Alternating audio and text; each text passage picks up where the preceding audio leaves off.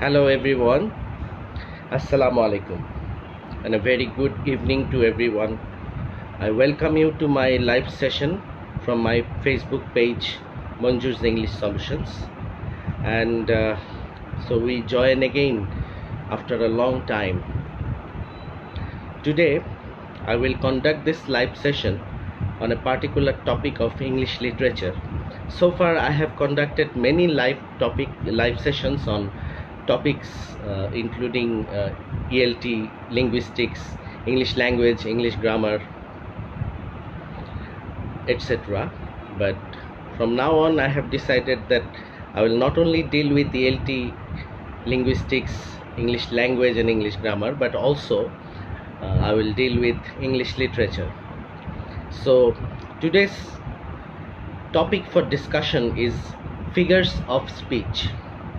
I repeat, today's topic of discussion is figures of speech.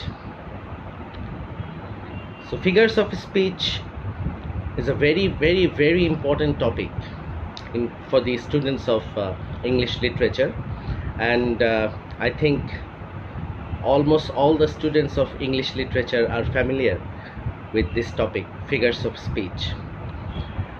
Without figures of speech, it is almost impossible to understand the literary terms properly or to understand literary works.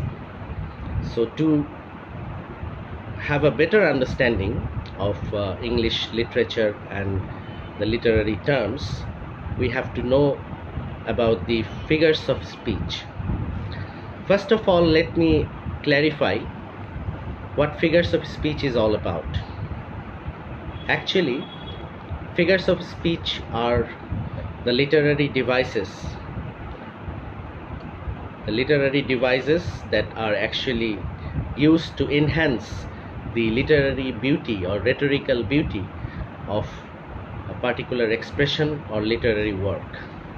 I repeat, figures of speech are the tools or literary devices or literary terms that actually are used to enhance the literary beauty or rhetorical beauty of a literary work or a piece of writing or expression. Suppose a girl is not so good looking. She is black and not that good looking. So if I take that girl to a parlor and take her back from that parlor, she will look beautiful. In the same way, if you really want to polish your expression, if you want to increase or enhance the rhetorical beauty of your expression, you need to use some instruments or literary tools or devices that will give an ornamental beauty or add an ornamental beauty to your expression or to your piece of writing.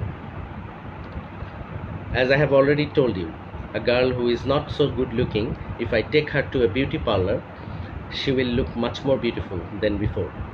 In the same way, to enhance the rhetorical beauty of your piece of writing or literary work or expression, you need to use these figures of speech.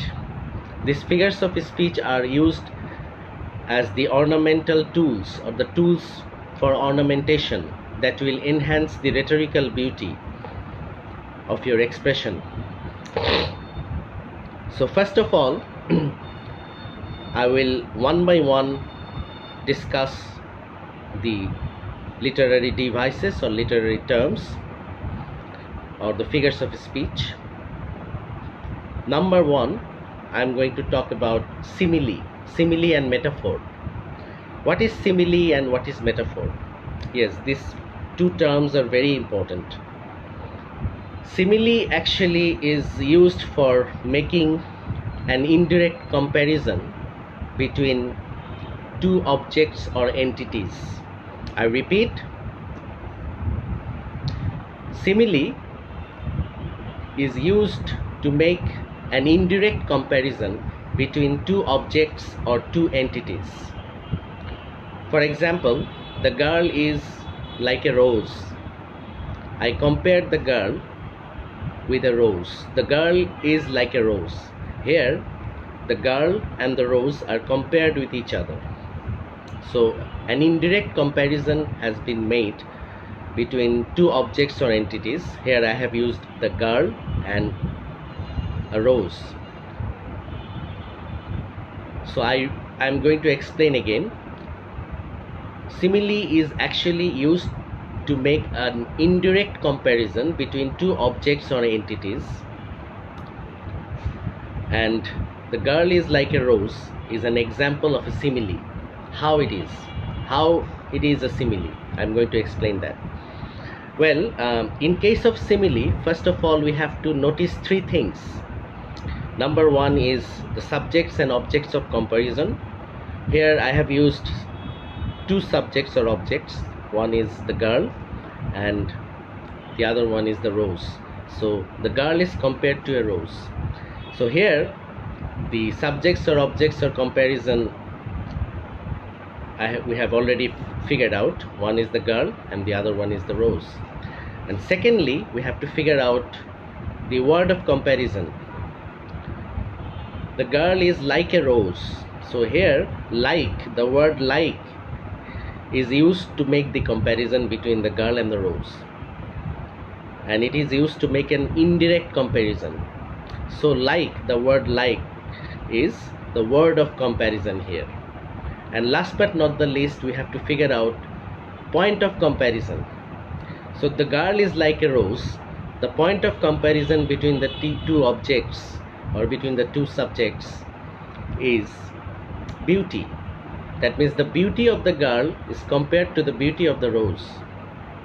I repeat, the beauty of the girl is compared to the beauty of the rose. So here the point of comparison is beauty. So now I think you have understood what simile is all about. In case of simile, an indirect comparison between two objects or two entities are made, and here three things are very important. Number one is the subjects or objects of comparison. That means the two entities that are compared with each other. Here the girl and the rose are the two entities that are compared with each other. And number two is the word of comparison. Here the word is like. The girl is like a rose. So the girl is like a rose. Here like, the word like is used to make an indirect comparison between the two entities. And last but not the least, the point of comparison.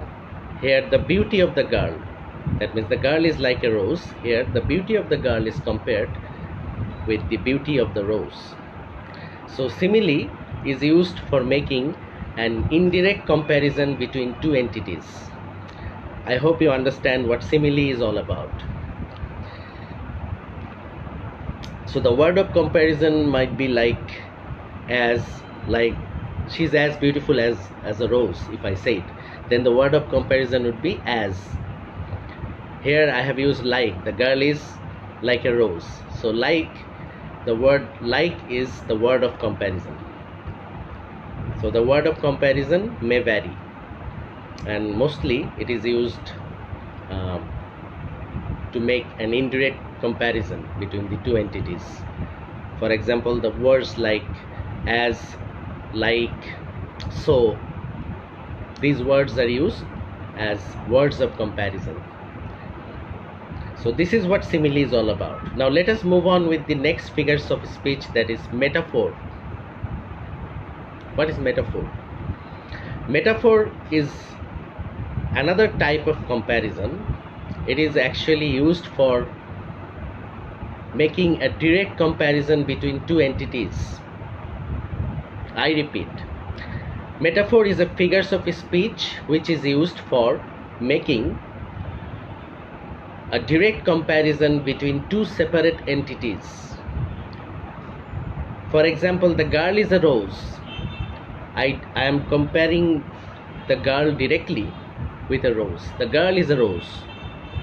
So here this term or this expression is considered to be a metaphor. Why? Because the girl is directly compared with the rose. The girl is a rose. I haven't used any word of comparison here. I have directly compared the girl with a rose. The girl is a rose. So in case of metaphors, two things are very important. Number one is tenor and number two is vehicle. Tenor is the compared object or entity. I mean the entity or object that is compared with another object or entity. Here the girl is the tenor and vehicle is the object or entity that is used for comparison. Here the rose is the vehicle. Girl is the tenor and rose is the vehicle. The girl is a rose. Here the girl is the tenor, that means the entity or object that is compared with another object or entity, and vehicle is that object or entity that is used for comparison. Am I clear? So the girl is a rose. Here a direct comparison is made between the two entities, and this is called metaphor. Now I hope you understand the difference between simile and metaphor. In case of simile, an indirect comparison will be made between two objects or entities, and there will be words of comparison like as, so, like, etc. But in case of metaphor, there will be a direct comparison and there will be no word of comparison. Just like the girl is a rose, there will be a tenor and a vehicle. Tenor is the compared object or entity, I mean the entity or object that is compared with another object or entity, and vehicle is the object or entity that is used for comparison. So here rose is the vehicle. I hope now you understand what simile and metaphor is all about. Now let us move on with the next figures of speech, that is called personification. Personification. What is personification? Well, personification is figures of speech. It is a very important figure of speech or literary term where a verb actually is used to express the quality of an animate entity.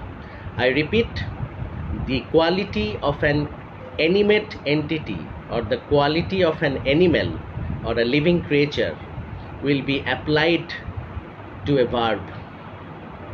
I repeat, the quality or attribute or characteristics of a living creature or of an animate entity will be applied through the use of a verb, or applied to a verb, we can say that. Like the sea is roaring. I repeat, the sea is roaring.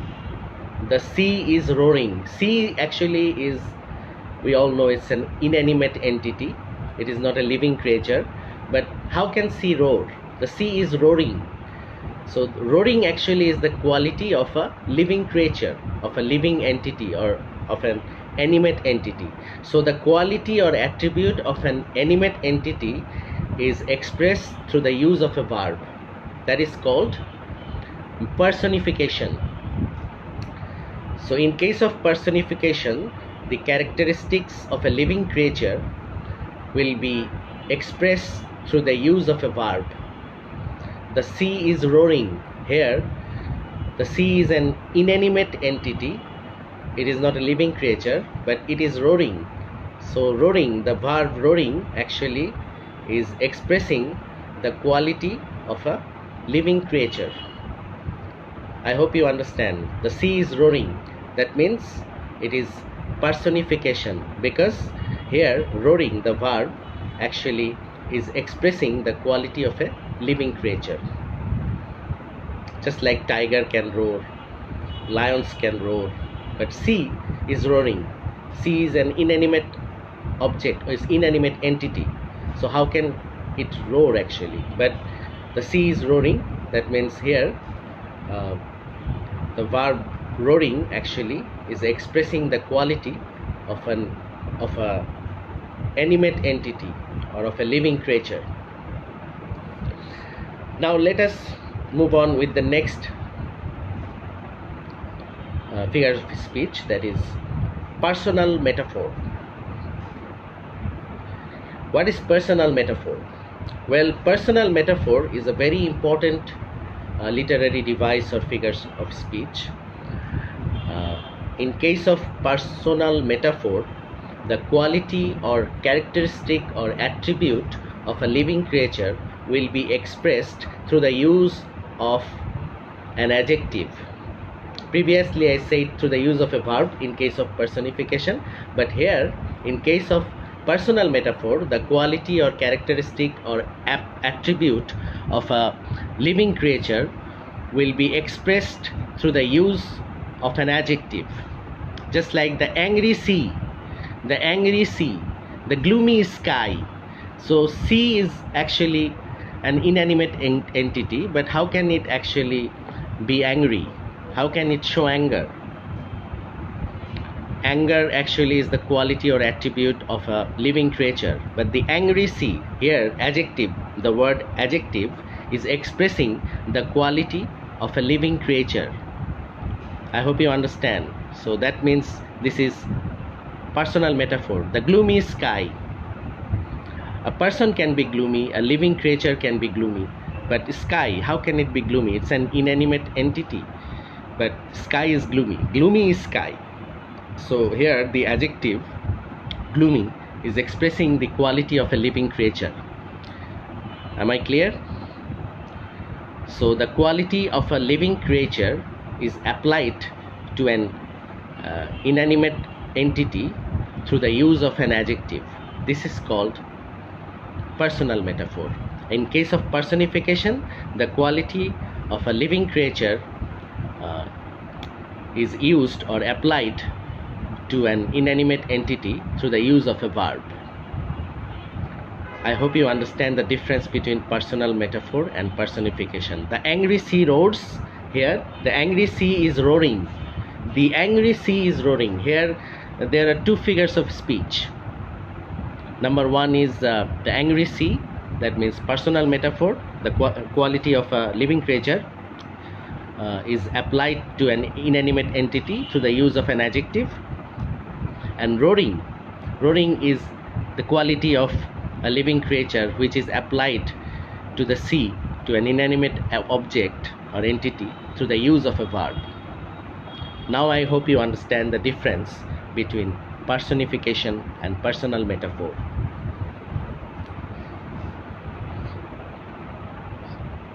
Now let us move on with another figure of speech, that is hypallage or transferred epithet. Hypallage or transferred epithet. So what is hypallage or transferred epithet? Here the epithet or quality of an animate entity will be applied to an inanimate entity. I repeat, the quality or attribute or characteristic of a living creature or animate entity will be applied directly to an inanimate entity or inanimate object. She is walking on a lonely road. Here she is walking on a lonely road. Road cannot be lonely, rather the girl, I mean she, here the subject, she can be lonely. She is actually a living creature, the girl, but the road, how can it be lonely? She is walking on a lonely road. That means the quality of the girl, lonely girl, is actually applied to the road, to the inanimate object or inanimate entity. That means this is hypallage or transferred epithet. That means the quality of the girl, of the living creature, is transferred to the inanimate entity. I hope you understand. She is walking on a lonely road. I repeat, she is walking on a lonely road. Here the quality of the living girl, I mean the living entity or living creature of the girl, is transferred to the road, to the inanimate entity or object. So this is how it is done. The quality of a living creature is transferred to the inanimate entity. She is walking on a lonely road. So here it is a clear example of transferred epithet or hypallage. I hope you understand. Now let us move on with the next figure of speech, and it is chiasmus. What is chiasmus? Chiasmus is actually an idea or expression will be reversed in the next sentence. That means a sentence will be completely reversed in the next expression. Like beauty is truth, truth is beauty. Beauty is truth, truth is beauty. It is a very famous line from a poem by John Keats. Beauty is truth, truth is beauty. That means the first sentence is reversed in the second sentence. So this is known as chiasmus. The idea or expression or sentence will be reversed in the next. So this is what happens in case of chiasmus.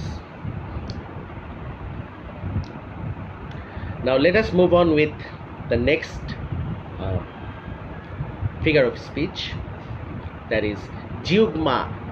Zeugma. What is zeugma? Well, actually here the quality of a living creature, I mean not a living creature, the quality or attribute of an entity is applied to two entities, but actually it will be applicable to only one. Like she lost her necklace and heart. She lost her necklace and heart in the party, but she actually lost her necklace, not the heart. Am I clear? She lost her heart and necklace in the party, or she lost her necklace and the heart in the party. Here she actually lost her necklace, but necklace actually is representing her heart. So here two ideas or expressions are applied simultaneously to two particular entities or objects, but in reality it is applicable to only one. So in case of zeugma, we have seen that she has lost her necklace and heart in the party. Here the expression actually is applicable, is being applied to two entities or two objects or entities, like her heart and the necklace, but actually she has lost her necklace in the party, not the heart, but it is implying to both. It actually is being applied to both, but in reality it is applicable to only one. Now let us move on with the next figure of speech, that is metonymy. Metonymy. What is metonymy? Metonymy is a figure of speech where a word actually is used to imply or represent something else. I repeat, a word or a particular expression or word is used to imply to something else, and the relationship between the two is loosely associated, not closely associated, loosely associated. A word or entity represents something else, and the connection between the two, between the symbol and the representative, or between the word and the representative, are loosely associated. That means they are separable. Like White House announced the meeting. Here the White House actually is a word that represents the American president. The American president actually called a meeting. The White House has announced a meeting. That means the American president has announced a meeting, not the White House, but White House is representing another entity.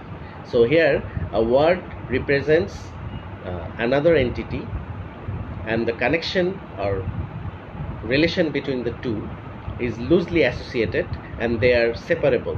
That means White House can be separated from the American president. American president is a separate entity. White House is also a separate entity. So these two are loosely associated. They can be separated from each other. And White House is representing American president. She drank the whole bottle. Here, bottle, she didn't drink the bottle actually. She drank the whole bottle. That means she has actually drunk the content of the bottle. Inside the bottle there might be milk, there might be soft drink, there might be hard drink, there might be water, anything, any drinkable entity. But the bottle, actually, she has not actually drunk the bottle. She actually has drunk the content of the bottle, not the bottle. She drank the whole bottle means she actually drank the content of the bottle, not the bottle. So the bottle is representing the content of the bottle, not the bottle itself. And the content of the bottle is separable. The connection between the two entities are loosely associated. That means they are separable. That means the content of the bottle is separable from the bottle. Milk can be separated from the bottle, water can be separated from the bottle, any liquid that is inside the bottle can be separated from it. So now I hope you understand what metonymy is all about. Here a word represents something else or some another entity which is loosely associated with the word. That means they are separable. But in case of synecdoche, I am using another figure of speech. That means I am talking about another figure of speech right now, that is synecdoche. In case of synecdoche, a word represents another entity where the connection between the two entities are closely associated.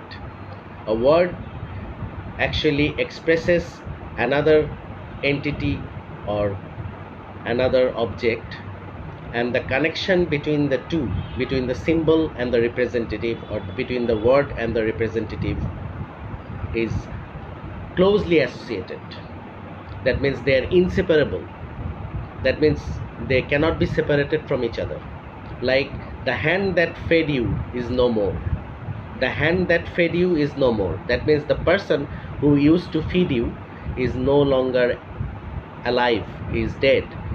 The hand that fed you, here the word hand actually is representing the person who used to feed you has died suddenly. So here the hand that fed you, that means the person actually cannot be separated from the hand. If you cut the person's hand, he might die or he will be severely injured. So a hand cannot be separated from the person. Am I clear? They are closely associated. The tongue that rebuked you is no more. That means the person who rebuked you is no longer alive, who insulted you with his tongue. So tongue cannot be separated from the person. So here tongue or the hand is representing another entity, that means the person, not actually the tongue or the hand, but they are actually inseparable. They are closely associated with each other. I hope you understand the basic difference between metonymy and synecdoche. Now let us talk about hyperbole. What is hyperbole actually? Hyperbole is a figure of speech where exaggeration of an expression is used. In case of hyperbole, there will be exaggeration of expression. Like I can actually use some dialogues from famous plays like Hamlet. Hamlet, he actually expressed his love for Ophelia. When Ophelia died, he said, "I love Ophelia. 40,000 brother with all their quality of love cannot make up my sum." That means 40,000 brother cannot even love like Hamlet. Ophelia's brother actually did not allow Hamlet to see the dead body of Ophelia, and that's why Hamlet became very much sad and out of his sorrow, he said this dialogue. I mean, he said, "I love Ophelia, 40,000 brothers with all their quality of love could not make up my sum." That means even 40,000 brothers like you will not be able to love Ophelia like me. This is actually an exaggeration of expression, which in reality is not possible. Brothers love their sister more than anyone else. But Hamlet is actually exaggerating his expression. He is showing his immense love for Ophelia through this dialogue. So this is the exaggeration of expression, which is a figure of speech or literary device that is known as hyperbole or exaggeration. Hyperbole. I hope you understand.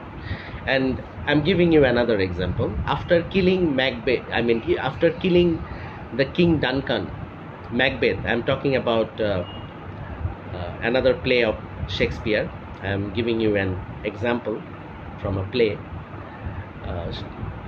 In Macbeth, when Macbeth killed King Duncan, his hand was actually filled with blood. His hands were filled with blood, and his wife, Macbeth's wife, Lady Macbeth, told him to wash his hands.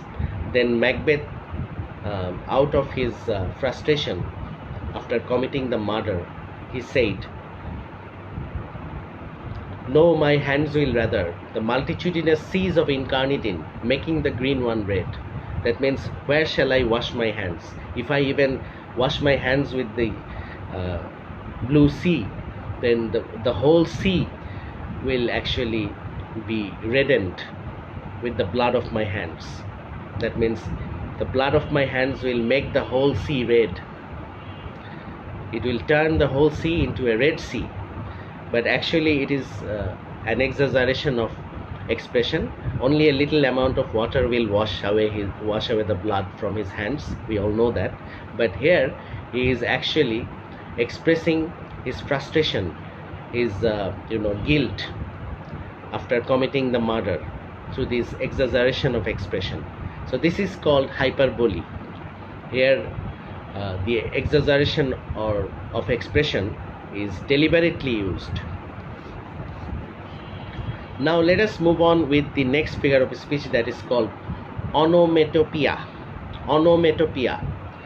Onomatopoeia is actually a figure of speech where sound echoes the sense. I repeat, sounds echo the senses. Sounds echo the senses. Like, I'm giving you an example. It cracked, buzzing noise, splashed into the water, smashed, cracked.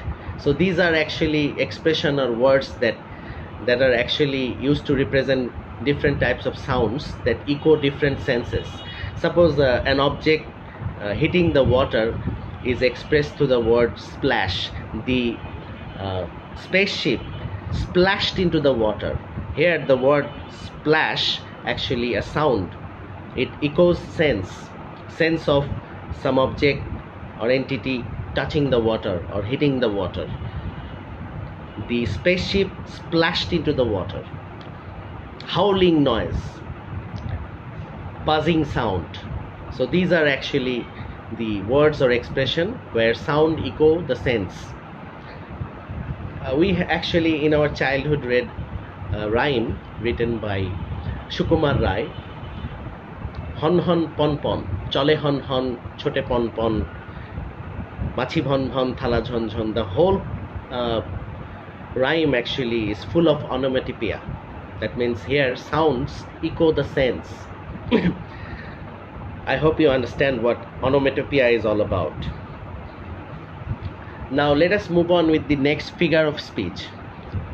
That is pathetic fallacy. Pathetic fallacy.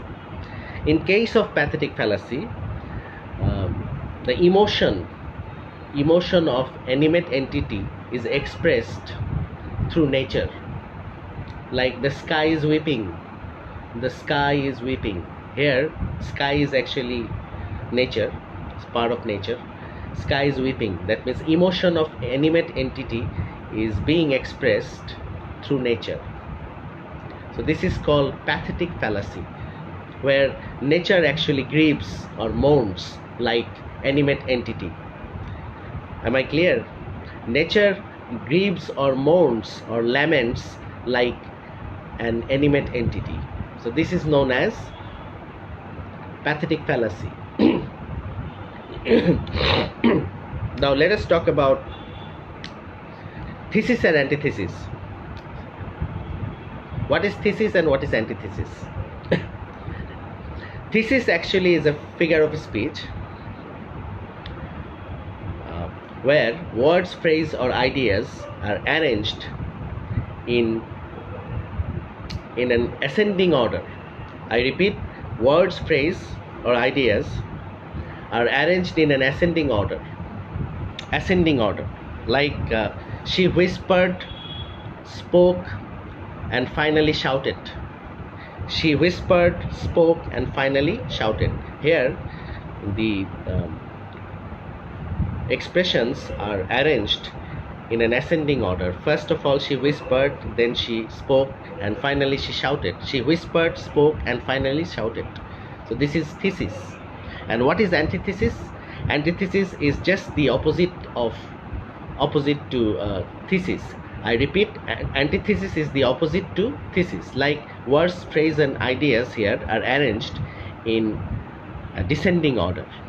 Like she lost her parents, her relatives, friends and wealth. I mean, she lost her parents, relatives, friends and wealth. So here ideas are arranged in a descending order. I hope you understand what thesis and antithesis are all about.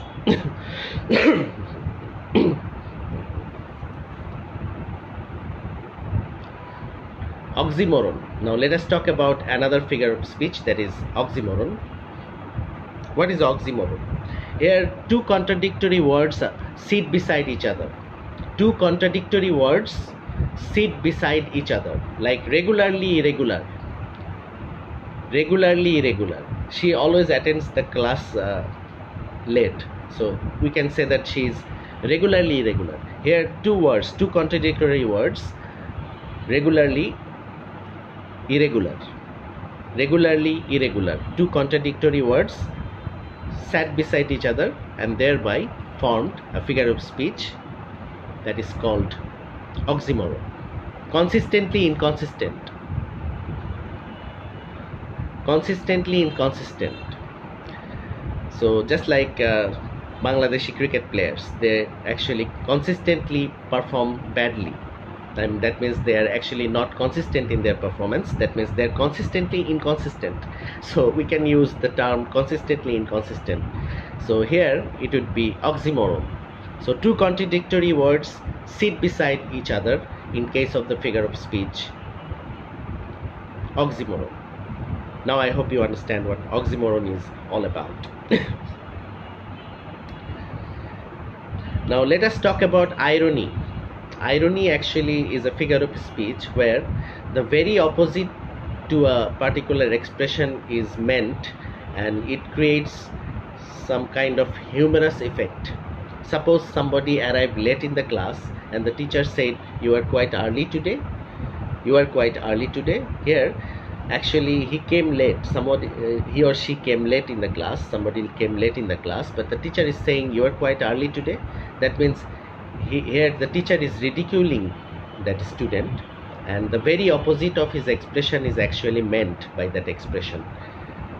So in case of irony, the very opposite to a particular expression is meant and it creates some kind of humorous effect, and it is actually used to ridicule someone or some phenomena or some object.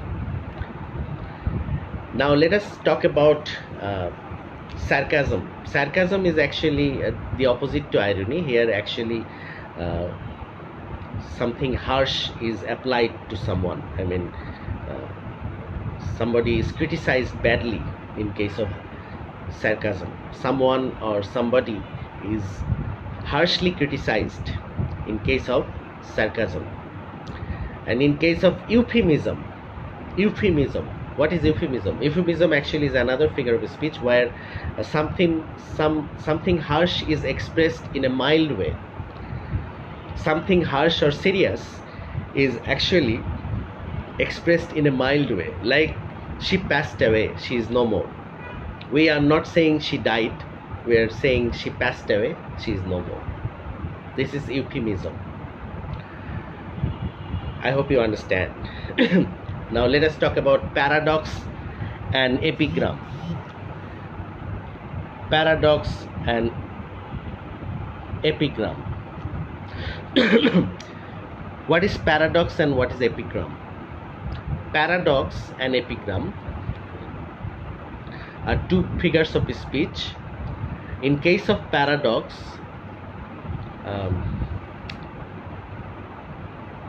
paradox actually is a self-contradictory statement with a very thought-provoking statement. I repeat, paradox actually is a self-contradictory thought-provoking statement.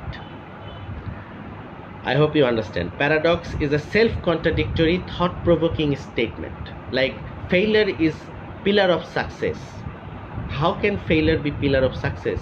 Somebody has failed, yes, but if we think deeply, if we think intensively, then we will get to know that if a person tries again and again, no matter how many times he fails, but if he puts his effort, someday he will be successful. At a particular time he will be successful, but he has to try first. No matter how many times he fails, finally he will succeed if he tries many times. If he keeps trying, at a time success will come. That is what it is meant by the expression failure is the pillar of success. So this is called paradox. It is a self-contradictory thought-provoking statement. And what is epigram? Epigram is actually a witty thought-provoking expression. I repeat, epigram is unlike paradox. Paradox actually is self-contradictory thought-provoking statement, but epigram is not self-contradictory. It is actually a thought-provoking witty statement. I repeat, epigram is actually a thought-provoking witty statement, often used in verse form. Like the pain is mightier than the sword. The pain is mightier than the sword. So this is a thought-provoking statement. The pain. This is not a self-contradictory statement. This is very sharp, witty, and thought-provoking statement. The pain is mightier than the sword. How can be pain mightier than the sword? I can actually cut the pain into a number of pieces with a sword. So how can be pain mightier? Yes, the writing of a writer can be much more powerful than the sword of a fighter or of a warrior. It is evident if you think deeply or sharply. So this is a witty statement. So in case of epigram, it is unlike paradox. It is not self-contradictory. Rather, it is a witty, sharp, thought-provoking statement, often used in verse form. I hope you understand. Now let us talk about apostrophe. What is apostrophe? In case of apostrophe, an address or invocation to a dead person or inanimate entity or object or an abstract idea will be made. In case of apostrophe, an invocation or address will be made towards a dead person or an animate entity or an abstract idea. Or if I say it in other words, an inanimate entity or abstract idea or a dead person will be addressed or invoked. How it is done? Like, oh Shelley, I am bleeding. Like, oh Shelley. Shelley is a poet who has died. He is a dead person. So I am invoking Shelley. I am addressing him. So, oh Shelley, I am bleeding. So here, Shelley, actually, oh Shelley, this expression Here an invocation is made to a dead person. That means it is apostrophe. Oh wind, take me fast. Oh wind, take me fast. Oh wind, help me, if I say. So wind actually is an inanimate entity. I am invoking the wind, or I am addressing the wind. So this is called apostrophe. Frailty, thy name is woman. Frailty, thy name is woman. Actually, it is a dialogue from Hamlet. So frailty is an abstract idea. Here an invocation is made to the abstract idea. So this is called apostrophe, where an address or invocation will be made to a dead person or an inanimate object or to an abstract idea. I hope you understand what apostrophe is all about.